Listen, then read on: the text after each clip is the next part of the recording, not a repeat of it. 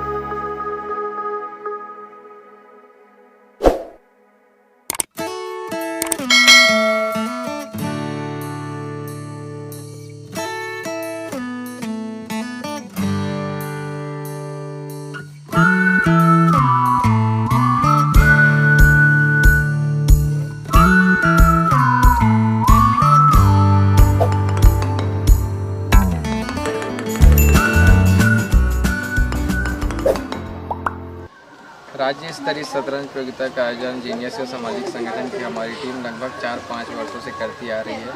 हमारा एकमात्र उद्देश्य है खेल और पुरानी संस्कृति का संरक्षण करना।